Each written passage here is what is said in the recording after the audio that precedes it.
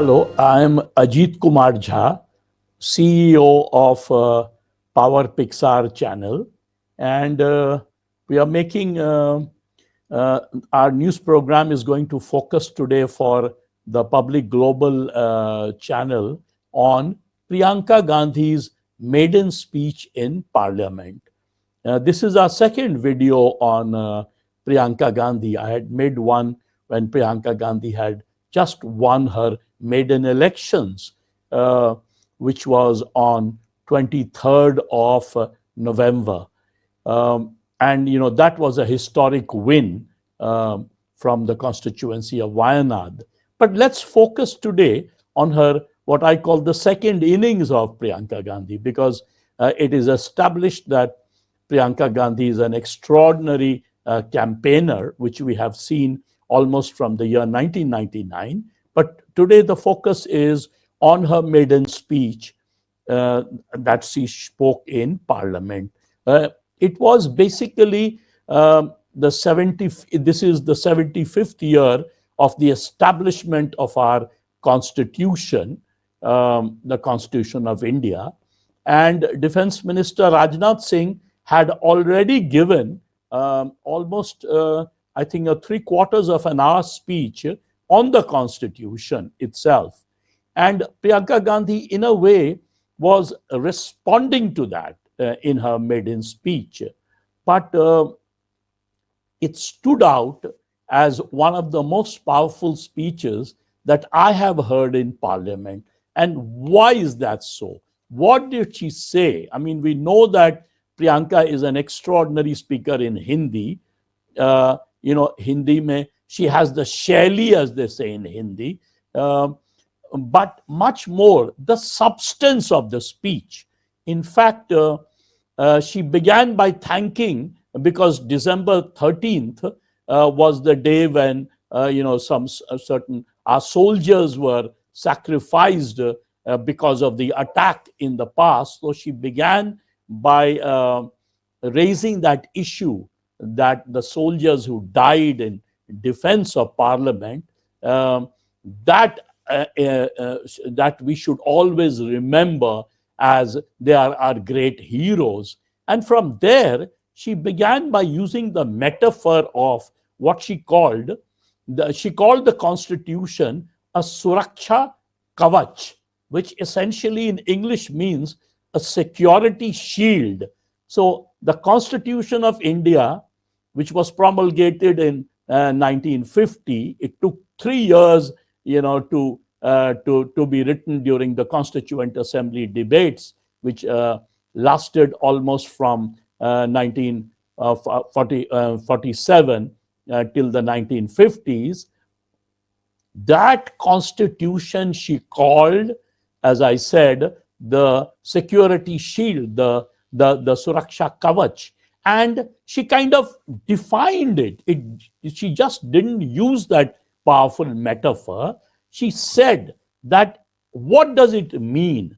It is a Suraksha Kavach, it is a security shield for issues of social justice, for issues of economic justice, for issues of political justice, for issues of freedom and the unity of the nation. She spelled that out in more concrete terms later, where she said, what does she mean by social justice or economic justice?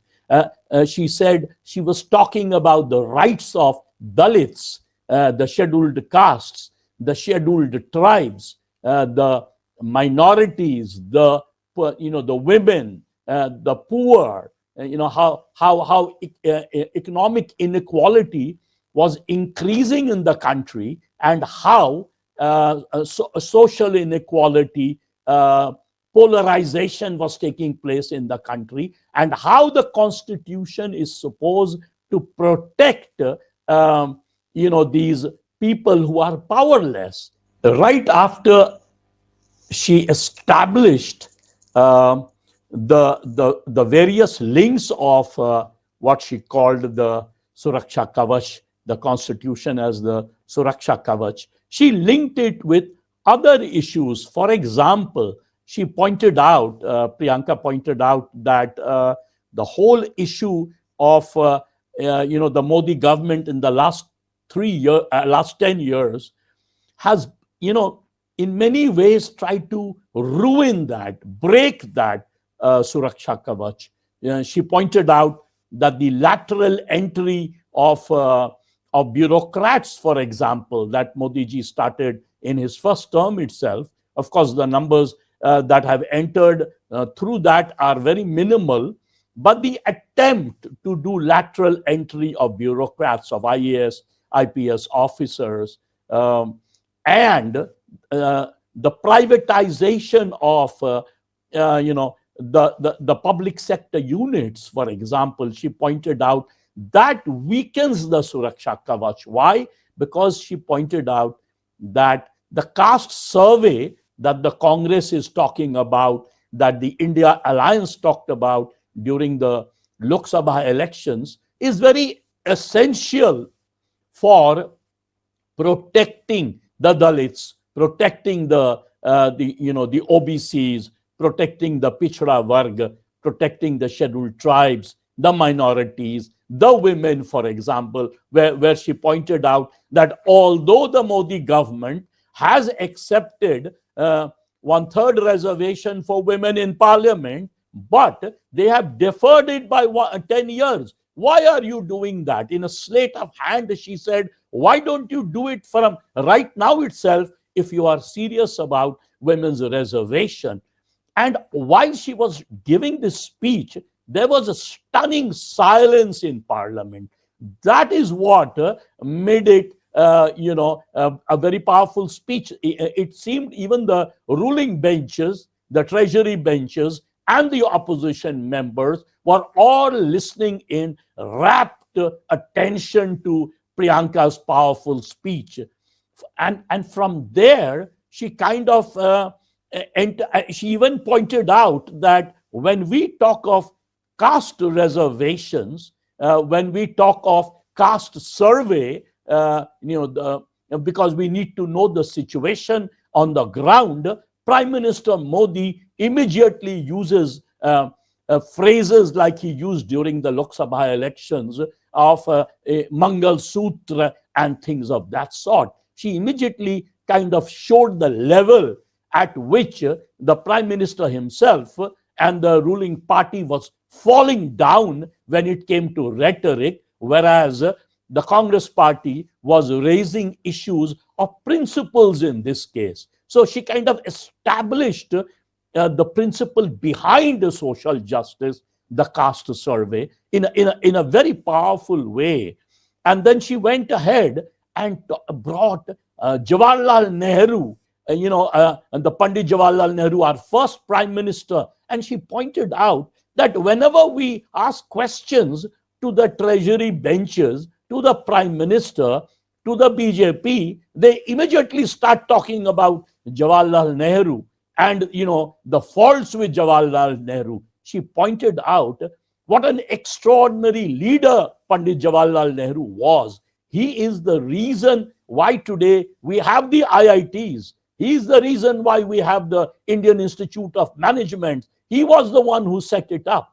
He was the main person. He was the great leader who set up the entire framework that the Constitution talked about, and social justice. And how did he manage to do that? He set up the public sector units. She talked about BHEL and SAIL and NTPC and NHPC and all those public sector units, which in a way, during the first 5-year plan, second 5-year plan, third 5-year plan, ended up building, one could argue, the infrastructure of this country, which strengthened this country. And she talked about Nehru, the vision of Nehru, in a very bold fashion.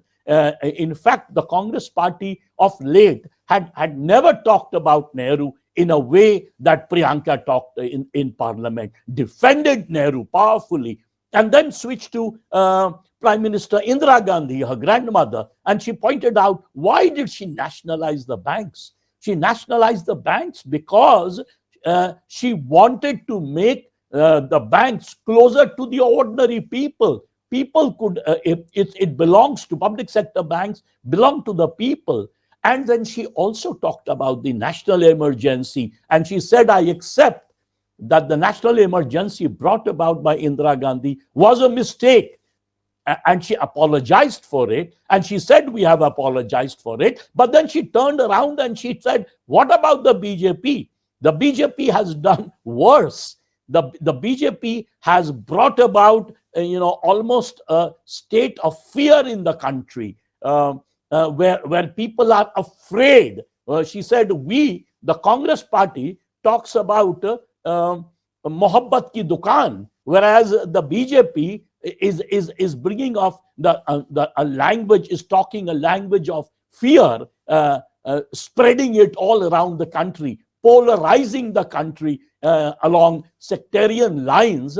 And she said the BJP never apologizes. She in fact even pointed out that how the BJP has ended up purchasing and pulling down state governments. She gave examples of Goa. She gave examples in other states, for Himachal and others. She even said that the BJP is selling the entire country for one individual. She never named him in the beginning, and she kept saying that all kinds of agriculture, logistics were monopolized by one person. She mentioned the case of Himachal Pradesh. And when she did that, some of the treasury benches started shouting, and then her voice was getting lost. That is the time she kept saying just one person in the beginning, but after that provocation, she said, of course I'm talking about Adani. And then she said that the whole country is being sold just for one individual, a person who has been indicted by the American judiciary, which is causing a national embarrassment to the country. Then she brought up cases like Unnao ka rape, for example, the rape in Unnao. She even talked about the violence in Sambhal. She did not ever, one of her biggest strengths is her honesty. When she speaks from the heart, she speaks from the mind, and it goes and touches all listeners, whether they are her detractors like the BJP or they are her admirers. And that's why there was this pin drop silence in the entire parliament. One saw the Lok Sabha speaker once or twice telling her to wrap up the speech, but he was also quiet, kind of looked a bit uncomfortable, Mr. Birla, but he at least allowed her to give her entire speech of half an hour. When she talked about, for example, when she talked about Sambhal, she did not, usually the Congress party, when it comes to names of minorities, they do not mention. They sort of play, some people criticize the Congress party in the past for some kind of soft Hindutva line. In this case, you saw Priyanka mentioning the name of the kids that were killed in, for example, in Sambhal. She said Adnan, for example. And after that, the moment she mentioned the name, she said, that young boy, almost my son's age. And this is where Priyanka's speech becomes very powerful, because she starts with principles and then she links them with reality, and then she brings the personal angle there when she said that Adnan is my son's age, almost as if a mother is speaking in order to protect their son. So I think that made the speech very, very powerful. Priyanka, in fact, one could argue in the past, people used to always admire Atal Bihari Vajpayee for being a great speaker, a great orator in parliament. In fact, in Hindi, Prime Minister Atal Bihari Vajpayee had set the benchmark. In fact, everyone else who would speak would be compared to Prime Minister Atal Bihari Vajpayee.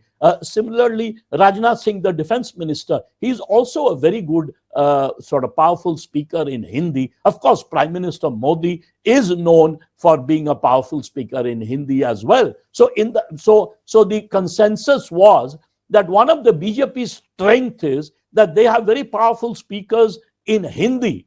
However, what Priyanka has done is that she has set up a new benchmark of being perhaps the most powerful speaker in Hindi, not only from the Congress party, not only from India Alliance and the opposition, but today I would say, after listening to her maiden speech, perhaps the best speaker best speech one has heard, certainly the best maiden speech one has heard in parliament in Hindi, where Priyanka combines substance with style. Priyanka combines great delivery with great glamour. That is something rare in Indian politics. And by the way, she can speak equally well in Hindi. I had, of course, heard Priyanka in the past. I have followed her speeches during the campaign, during 2024, when she went around the country, and one heard several of her speeches. She takes on the opponent directly.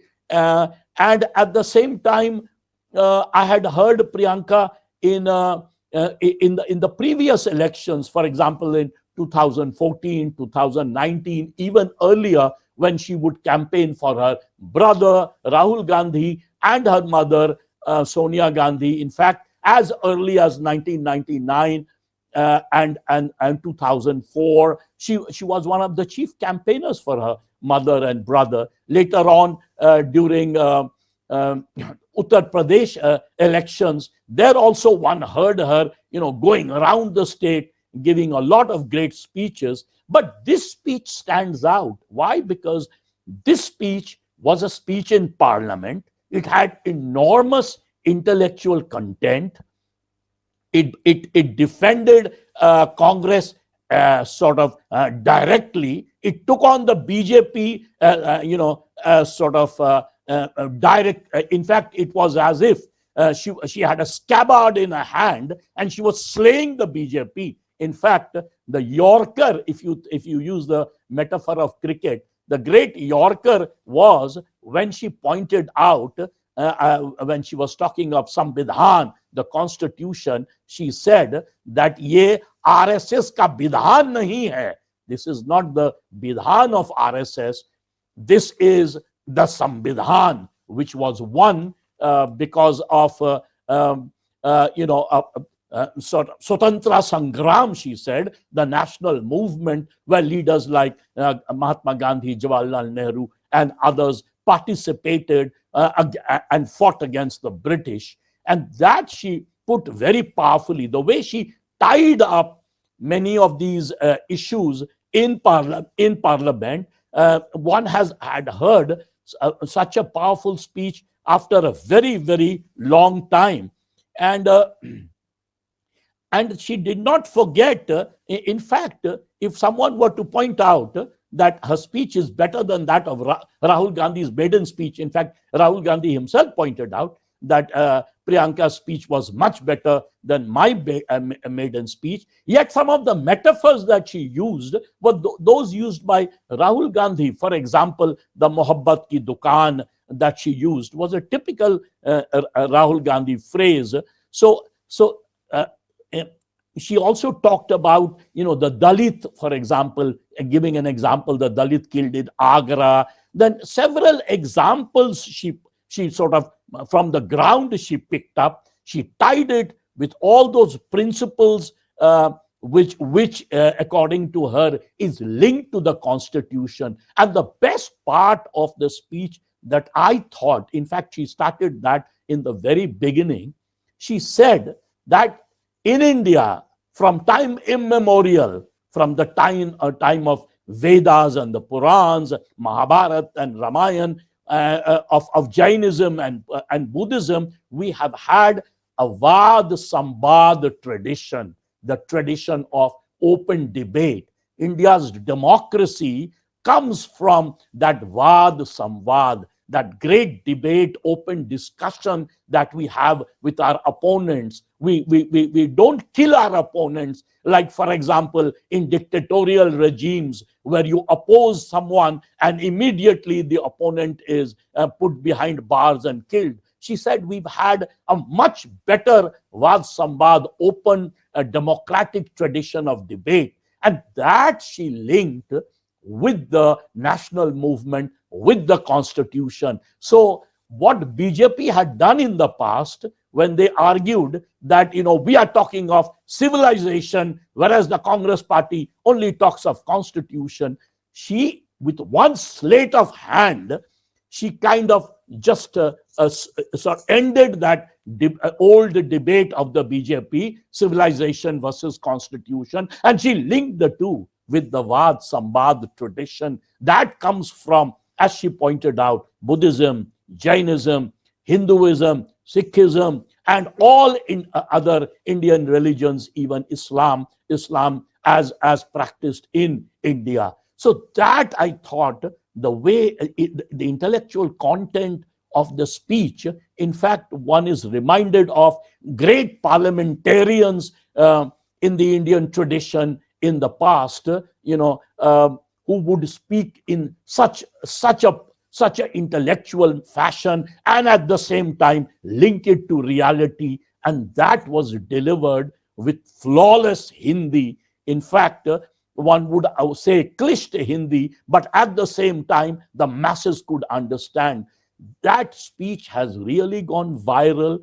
And if Priyanka keeps this, the same standards that she has set in her maiden speech, if she repeats that in Parliament again and again, the opposition benches, although they don't have the numbers, the Congress, which doesn't have the numbers in terms of they just have 99 seats, but such a powerful speaker will keep the agenda of Congress as, make it one of the main agendas in the country, take on the BJP. And if she can sort of end up later on in the course of next 5 years, not only giving these powerful speeches in Parliament and outside, but if she, Rahul, and the rest of Congress ended up building the Congress organization, then we are looking forward in the next Lok Sabha election as a very powerful sort of fight, a great fight, one would say, between the NDA and the India Alliance, between the BJP and the Congress party. Congratulations to Priyanka on her great maiden speech. And please do subscribe to our channel. We'll keep you posted with several other subjects that is of contemporary relevance. Thank you very much.